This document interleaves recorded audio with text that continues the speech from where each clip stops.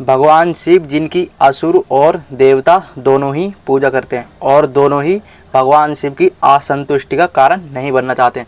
क्यों? क्योंकि दोनों को ही पता है कि अगर हमने भगवान शिव को क्रोध दिला दिया तो भगवान शिव तीसरा नेत्र खोलकर पूरे ब्रह्मांड को और हमें भी भस्म कर सकते हैं। आप सभी को पता है कि भगवान शिव जो है अगर तीसरा नेत्र खोल देते हैं तो पूरी सृष्टि ही संकट में पड़ जाती है। वैसे तो वो बहुत भोले वाले हैं, हमेशा तपस्या में लीन रहते हैं, हरि का नाम जपते रहते हैं, लेकिन जो कि भगवान शिव है, आप सभी को पता है कि पृथ्वी पर उन्हें कई नाम से जाना जाता है, जिनमें से एक नाम है नीलकंठ। लेकिन भगवान शिव का जो नीलकंठ है ये नाम पड़ा कैसे, तो आज हम उसी के बारे में जानेंगे। कहा जाता है कि एक समय जब देवता और असुर होते हैं जो कि आपस में जब युद्ध कर रहे होते हैं तो जो असुर होते हैं वो देवताओं से कई बार परास्त हो जाते हैं। अब वहीं पर जो उनके गुरु होते हैं असुरों के शुक्राचार्य, वो अब सोच लेते हैं कि मैं शिव जी से संजीवनी मंत्र लेकर ही रहूँगा। लेकिन वहीं पर जो इंद्र होते हैं वो भी यही सोचते हैं कि मुझे भी संजीवनी मंत्र चाहिए। लेकिन जो भगवान शिव होते हैं वो शुक्राचार्य को संजीवनी मंत्र दे देते हैं, और जब शुक्राचार्य पे संजीवनी मंत्र आ जाता है तो जब भी असुरों और दैत्यों का और जो कि देवता होते हैं उनका युद्ध होता था तो जितने भी असुर दैत्य जो थे वो परास्त तो हो जाते, लेकिन उनको अगर देवता मार भी देते थे तो जो शुक्राचार्य थे वो संजीवनी मंत्र से जीवित कर देते थे। अब वहीं पर जो कि देवता थे उनको जीवित करने वाला कोई नहीं था। क्यों? क्योंकि उनके पास तो ऐसा कुछ था ही नहीं कि उनको कोई जीवित कर सके, या उनके पास कोई संजीवनी मंत्र भी नहीं था। तो अब जो देवराज इंद्र होते हैं वो बहुत ज़्यादा परेशान हो जाते हैं। अब वो भगवान विष्णु के पास जाते हैं और उनसे गुहार लगाते हैं कि भगवान हमारी सहायता करो। हम जितनी बार भी असुरों को परास्त करते हैं या उनकी मृत्यु हमारे हाथों हो जाती है तो जो शुक्राचार्य हैं दैत्य गुरु वो उनको पुनर्जीवित कर देते हैं भगवान शिव के संजीवनी मंत्र के द्वारा। अब जो भगवान विष्णु होते हैं वो बताते हैं कि देवराज इसका तो सिर्फ एक ही उपाय है। भगवान विष्णु बताते हैं कि देवराज इसका तो सिर्फ एक ही उपाय है। तो जो देवराज होते हैं वो पूछते हैं कि भगवान इसका क्या उपाय है। तो जो भगवान विष्णु होते हैं वो कहते हैं कि अगर तुम्हें अमृत प्राप्त हो जाए तो तुम अमर हो जाओगे और उसके बाद तुम्हारी असुरों पर विजय प्राप्त हो सकती है। लेकिन जो देवराज होते हैं वो कहते हैं कि हमें अमृत कैसे मिलेगा।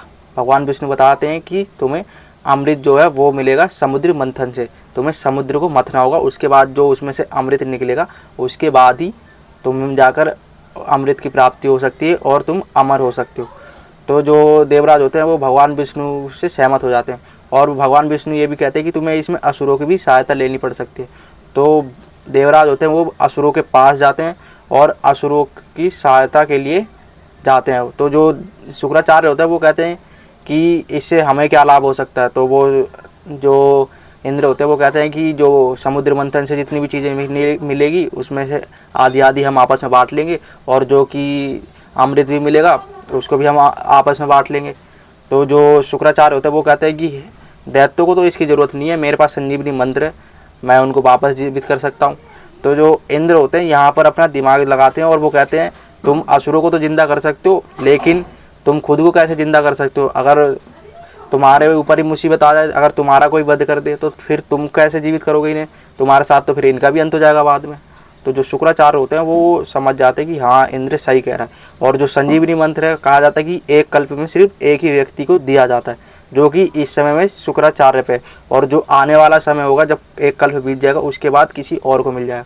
कहा जाता है कि जो शुक्राचार्य थे उनको जो इंद्र का सुझाव बहुत अच्छा लगा, वो असुरों को कहते हैं कि ठीक है समुद्र मंथन करो इनके साथ। तो जो असुर होते हैं वो कहते हैं ठीक है, लेकिन उसके लिए बहुत जरूर चीज़ों की भी आवश्यकता पड़ती है। पहला तो मंदार पर्वत, उसके बाद जब मंदार पर्वत को वो लेके आते हैं, जैसे वो समुद्र में रखते हैं तो जो मंदार पर्वत होता है वो समुद्र के नीचे चला जाने लगता है।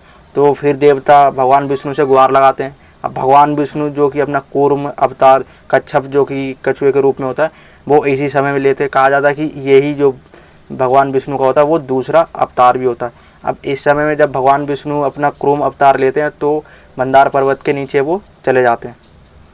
भगवान विष्णु का क्रूम अवतार जो कि मंदार पर्वत को एक जगह पर स्थगित कर देता है। अब दूसरी समस्या ये थी कि जो बासुकी नाग थे वो मंदार पर्वत को जब अपने शरीर से लपेट लेते और उसके बाद जो फन था उसकी तरफ जो असुर होते हैं वो कहते हैं कि हम इस तरफ नहीं जाएंगे, क्योंकि जो वासुकी नाग से, अगर अब ये सोचो, जिस नाग से अगर तुम मथ रहे हो समुद्र को, तो उसको जब पीड़ा होगी तो वो तो फुसकारेगा ही, वो मुंह से उसकी आग तो निकलेगी निकलेगी। तो जो असुर थे वो कहते हैं कि हम नहीं जाएंगे इसकी तरफ, इसकी आग से तो हम मर जाएंगे। लेकिन जो देवता होते हैं वो कहते हैं हम भी नहीं जाएंगे। तो जो कहा जाता है कि असुर होते हैं वो कहते हैं ठीक है, हमें नहीं करना, हम क्यों करें, हमारे गुरु के पास संजीवनी मंत्र, वो हमें जीवित कर देंगे। लेकिन जो इंद्रदेव होते हैं फिर यहाँ पे मुश्किल में पड़ जाते हैं कि अगर ये मानेंगे नहीं तो समुद्र मंथन होने से रहा। तो कहा जाता है कि नारद जी होते हैं वो अपनी यहाँ पर चाल चलते हैं, और जो नारद जी होते हैं वो असुरों को कहते हैं कि तुम हमेशा देवताओं पे विजय प्राप्त करते हो, तुम वो बुद्धिमान हो, बहुत शक्तिशाली हो, तो तुम्हें ही आगे खड़ा होना चाहिए। जो नारद जी होते हैं उनकी बातों पे आ जाते हैं असुर, और वो उनके नागराज वासुकी के आगे चले जाते हैं मुंह की तरफ। अब कहा जाता है कि जब दो देवता और असुर समुद्र को मथ रहे होते हैं, समुद्र मंथन चल रहा होता है, तो उस समय में जो पहली वस्तु समुद्र मंथन से निकलती है वो कालकूट विष, जो कि हलाहल विष होती है, वो ही निकल जाती है, जिसकी देवता और असुरों दोनों ने कल्पना नहीं की थी। अब कहा जाता है कि जो देवराज इंद्र थे वो फिर से परेशान हो जाते कि अब क्या करें। अब उसके लिए जो फिर से वो भगवान विष्णु के पास जाते हैं। अब भगवान विष्णु कहते हैं कि तुमने क्या सोचा था कि तुम्हें अवसर मिल जाएगा, अब ये देखो कि इसका करना क्या है। तो जो भगवान विष्णु बताते हैं कि जो ये विष है इसको हम एक ऐसे ही छोड़ नहीं सकते, नहीं तो ये आने वाली पीढ़ी के लिए समस्या बन जाएगा। तो कहा जाता है कि देवराज इंद्र फिर परेशान होते हैं, फिर पूछते हैं कि अब हम इसके लिए क्या करें। तो जो भगवान विष्णु होते हैं वो ब्रह्मदेव के साथ और देवताओं के साथ वो कैलाश पर्वत जाते हैं महादेव से सहायता के लिए। अब जो महादेव होते हैं वो अपनी समाधि में लीन थे, हरि नाम जप रहे थे, भगवान विष्णु का नाम जप रहे थे।